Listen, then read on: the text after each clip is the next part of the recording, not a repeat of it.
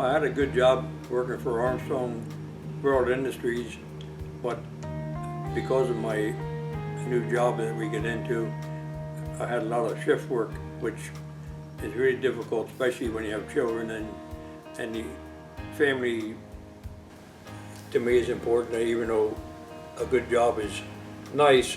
If you can't tolerate the eating meals at odd times and sleeping at odd times and so on.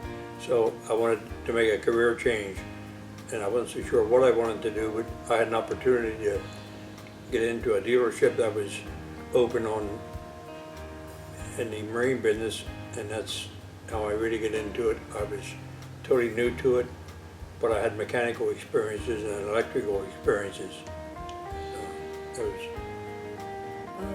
Because we wanted to be together more as a family, the shift work was not conducive to family life, and that way, and the kind of business we got into is a fun-related business and is very, very conducive to family life. So that meant even if we were working in a fun-related business, it would be great for the boys also. And of course, at the other end of the system, he's in the mechanical, I'm in the clerical and office work, and so we just don't tangle with each other. He has his job to do and I have mine, and it works out great because he's the breadwinner and I'm supposed to be his helpmate, and that's exactly what I want to do.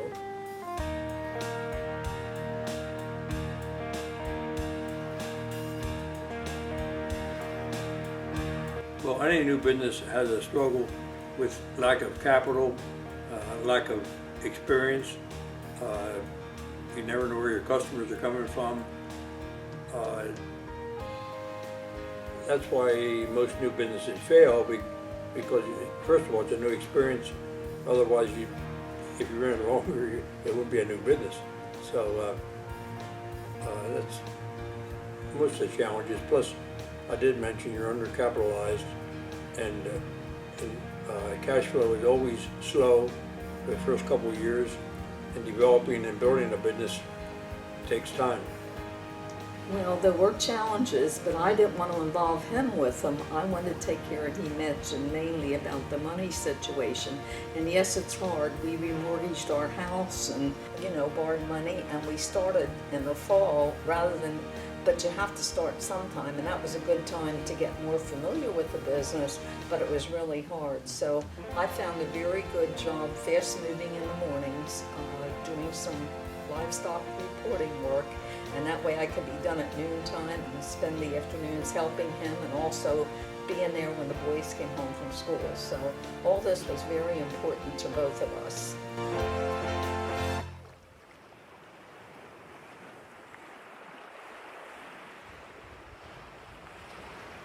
It was lots to do because it was such a busy place, and so I always had things to do. And I started at the age of 11, and I grew up at 8 years old working on Central Market in Lancaster. And so what happened is when Dad bought the business and from a retired person, I naturally would want to come in and try to help and do anything I could with him. There was lots to do, and it was kind of neat because I started with accessories and got to work on that part, and because Dad was so busy with working and doing the mechanical work and taking care of customers, it's kind of one man to get started, and so it gave me a lot of liberty just to learn, and I learned kind of from the ground up. I also got to do some mechanical as I got older. On my side, a little different. I started age 5, and of course I was probably the first one to sweep the floor or get my hands dirty, and very early on I know I had an interest in engines and taking things apart and fixing things, so it didn't take long spending time in the shop, that whether it was bolting trailers together, rigging boats, repairing engines that they obviously felt weren't easy to fix. I would find a way to make them run again. And of course, from a very early age, we had lawnmowers at the business, and even our tractors. When the technicians found it was something broken down and they didn't have time to fix it, I would jump right in, put a clutch in the tractor probably at age 12.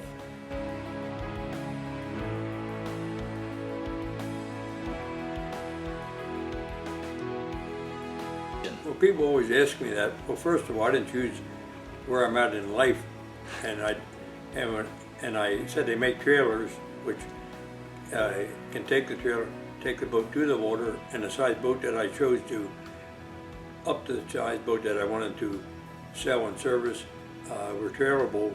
So everyone that buys a boat basically has to get it to the water somehow, whether they buy it inland or at the water. They still want to either take it home or do something with it. So it's pretty much self-explanatory.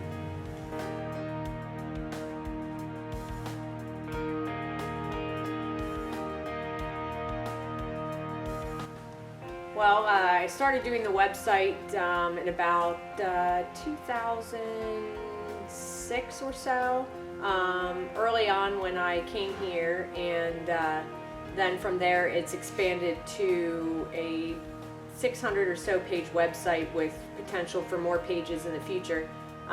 What we like to do is show everything that we sell in our store, our inventory, and also just the products that are available with our different product lines, so that customers can come to our site and learn everything they need to know right from us, contact us.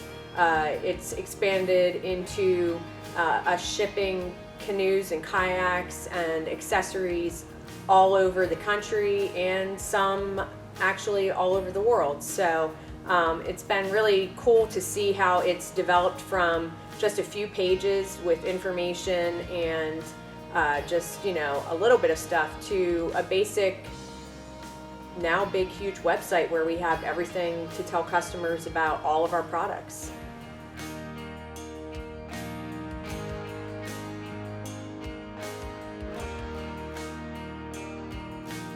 Well, with the computer age and everything is moving so fast, communications has changed so rapidly that if your business doesn't change and technology has to change with it, I still work in the mechanical end of it now since my son took over the business end of it. So I can see more changes in the mechanical end of things, and I'm sure the business end is going about the same route. I see it changing drastically with the procedures and the way you have to do things and all the reports and everything. It's just very monumental, and fortunately we got into it at a time when it was more gradual. I feel as though, even though it was hard, anybody trying to do it now, I wouldn't want to be starting over. It would be much more of a challenge, I think.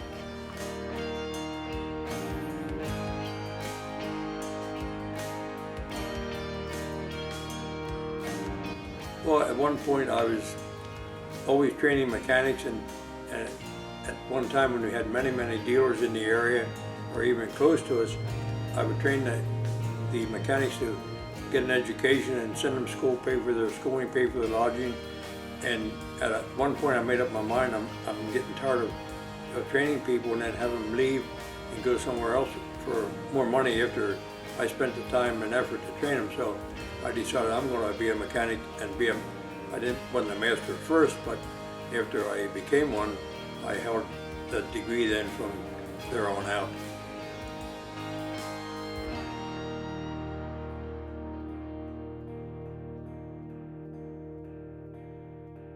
One of the funny stories that I had, as I look back, when Dad started out, he started out and bought a guy out over in Rothville, which is about 2 miles from here.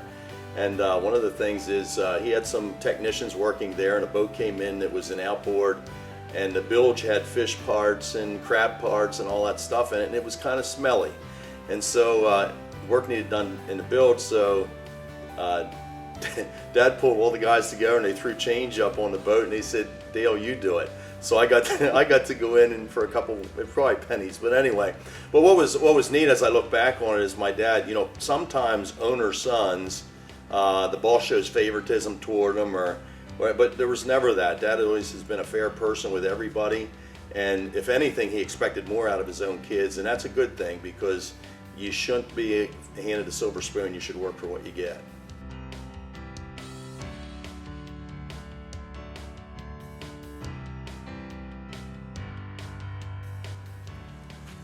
Well, out of high school, I started working here for 4 years, graduated in 2009 from Conestoga Valley High School. And up until then, I had worked here part-time, and from the age of 12 was kind of active around the store here. Wouldn't say did too much good at the age of 12, but I was here and got experience learning from Grandpa a lot, which was a valuable experience. Out of high school then, I worked here 4 years. At that point, I had in my mind that I wanted to work in the gun industry, so I went into the gun industry for 3 years, working for a major gun shop as a manager. That gave me very good experience, and it was really invaluable lessons that I learned there. And I've come back to work here at Lancaster County Marine as third generation, and this is something that I want to do as a career for the rest of my life, really. And it's exciting work, and we're always busy, so it's a great thing.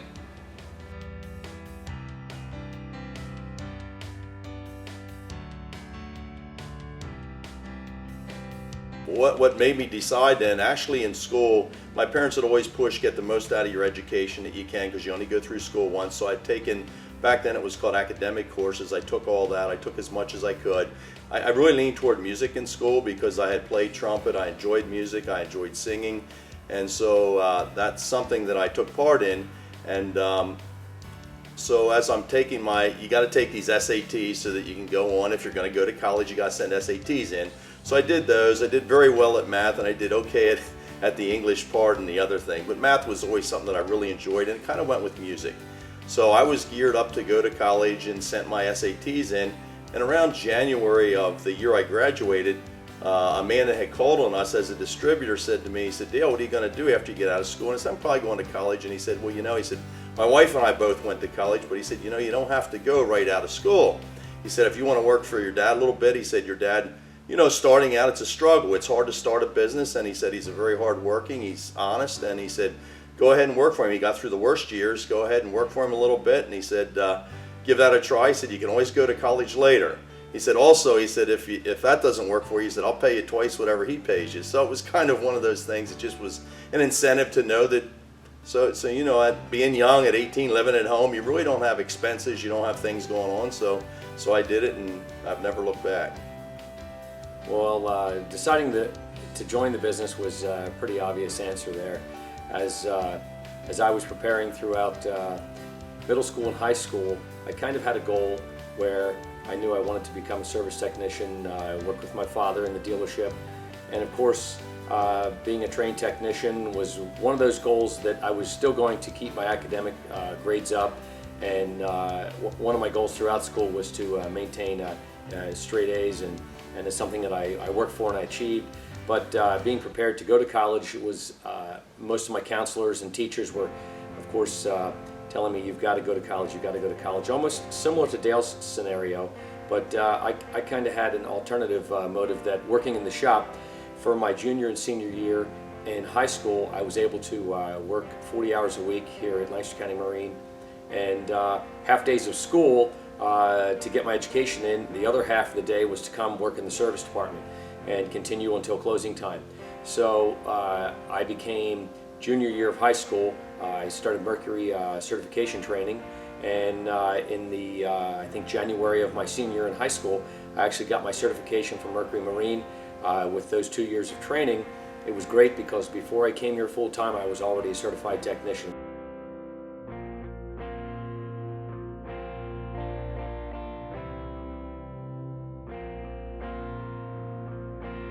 It was really early on. A lot of the things that I worked with were assembly, disassembly, and making things run well, which sometimes went internal. So to become a master technician, of course, that took years of diverse product education and knowledge. So with the number of products that we sell, I think being a master on each one of them was critical, because as you're not doing your customer service if you don't know all the ins and outs and know how to fix and find and troubleshoot items that come up as a customer's using their boat. You will see things happen that are described to you, and well, how's that possible? It's a matter of finding the answer. Dwayne, also, what I remember when he was growing up, Lancaster County Marine was actually the child care center for us. So, so what happened is Dwayne would go back in the shop. He always had this mechanical knack, and he would go back in the shop, and obviously the mechanics, they needed to get their job done, so they didn't want this little guy in their hair, so they would, just to keep him busy, they'd point him to the scrap pile, which was a bunch of, now this sounds old to you, but it wasn't back then, 40s, 50s motors, and this would be a scrap pile of all kinds of brands you never heard of, so I won't even tell you. But he would go through this stack, and he would combine different brands of motors and actually make something run out of them. And it was kind of, you know, when I think about it, it was really his learning ground at his own. It wasn't at a customer's expense. He was learning, and he could do it. You know, sometimes, you know, the work that we see come through here, it looks like somebody's learning at someone else's expense, and that's Experimental. Yeah, so I'm really glad that he got to do that, and it kind of helped alleviate some of the babysitting. I could make run what they decided was trash and would never run again.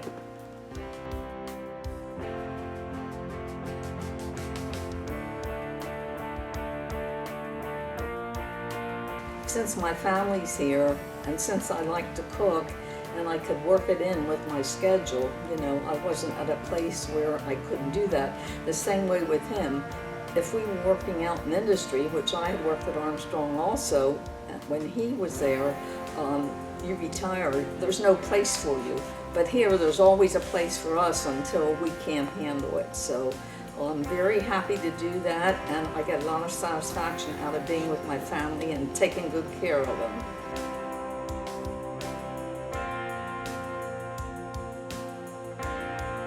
She's our newest pet, and she'll be 2 sometime in February. We like to think it's Valentine's Day, but we really enjoyed taking her home, bringing her to work, and we feel as though the rest of the staff fell in love with her the same as we did. We had it all before, and we thought he was irreplaceable, which he was in a certain way, but she certainly fills the bill for now. She keeps us all going.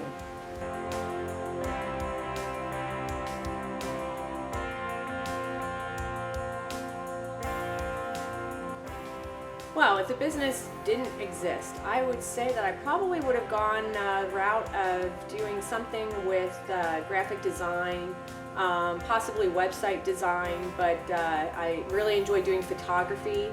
So I would say something along that line.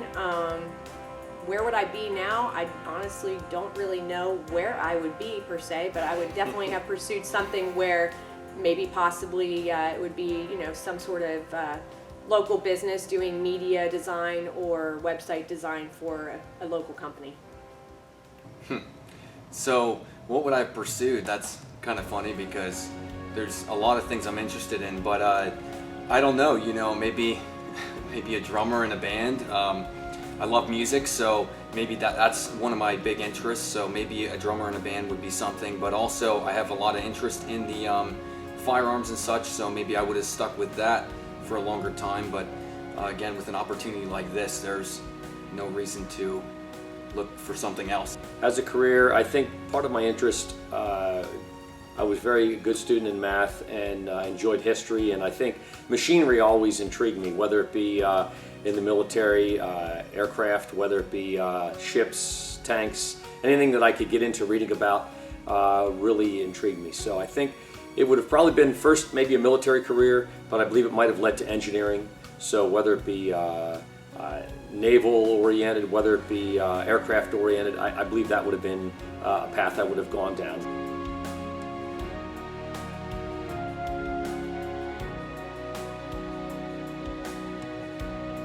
Well, being a part of the 3rd generation of our family business, I've been here full-time since graduating from high school in 2003. So that's about 13 years now, going on 14. And I would say that I see myself being an integral part of the business moving forward, continuing to develop the website and do a lot more of the office work as well. Working alongside my grandmother right now and just developing things further in that aspect to make things easier for ourselves and the customers. I'm also having a baby this year, so we're going to have a 4th generation coming to the business as well. Next year we'll have baby Shanley along, and so that will be exciting just to see how over the years, things develop with that, and we have that fourth generation coming along, just to, you know, continue the business with or without them, depending on what they decide to do in the future. But knowing that along with Isaiah and myself, we plan on being here and continuing to work here to make our customers happy and do everything we can to continue the business going on as long as possible. Yeah, as third generation in the business now, you know, what my duties are is I do shop labor, I work sales, and really doing the video production for the store here. So where do I see myself in the future? Hopefully to the point of general manager, running the store at some point, which would be down the road when Dad's no longer doing that. So, you know, that's the goal, is to be, I'm very sales oriented. I love working with people. You know, selling products and giving product knowledge is where I excel at. So I see myself definitely in that role of sales, helping people on the sales floor, and giving knowledge through videos like we currently do.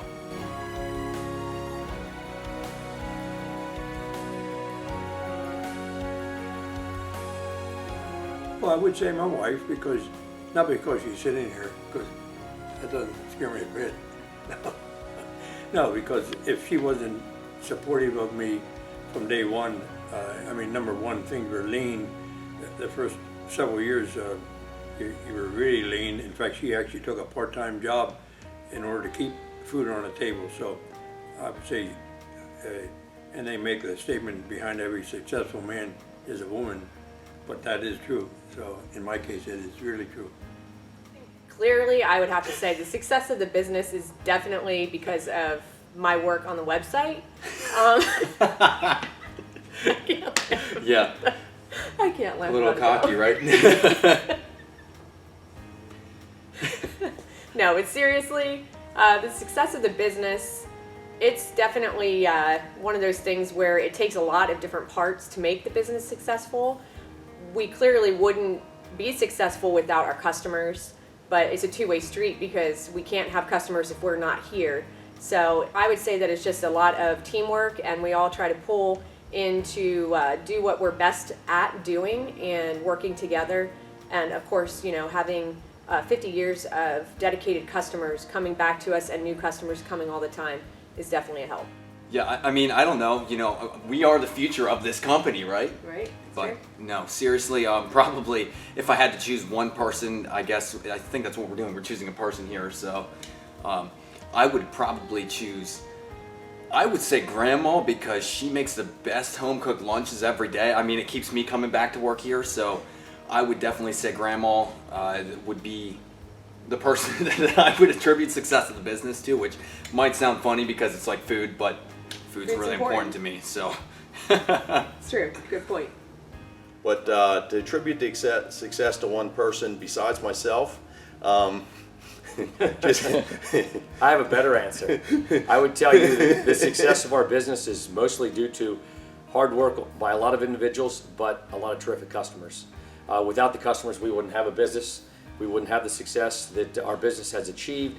And when I say success, I count that in the fact of how many products that we've put over the curb over the years that folks come back year after year after year with their stories, with their, now you see the next generation, and it's great to even see the following generation. So we've been in it long enough to see grandpas, fathers, sons, grandsons, and granddaughters and wives and daughters. The nice thing that we do accomplish is each of the products that we sell, whether it be power boats, canoes, kayaks, paddle sports, fishing boats, each time we see, I don't have a funny answer to that, but I really believe our success is based on a lot of great customers. Yeah, we do, and I was joking about that because honestly, it is really a team. Probably most of you know that we're now into our third generation, and that's pretty exciting because today's workers to get people that are dedicated, and we really stress. And Dad's slogan when he first started was "We go overboard to serve you," and it really has been that he is a service-oriented guy. He's customer-oriented. I love working with the shop because I'm the one that ultimately gets to do the billing. But when you get a shop card and you realize the integrity of the parts that are written down are the parts they used, the time that is accounted for is the time that they did. It's just neat to work with that thing. And customers are really the reason why we're here. Without customers, we wouldn't, you know, we'll have fun boating ourselves, but we need our customers. And I don't think there's one person really, as far as on this earth, you know, it takes us all. We're a crew that work together, and we really, I think everybody enjoys what they're doing. And so, you know, no one person can make a successful business. It takes a crew and teamwork. You could- Everybody having the same goal. You could say God, really. I mean, that's where, Well, that's where it yes, started. this is true. That's how our family came about.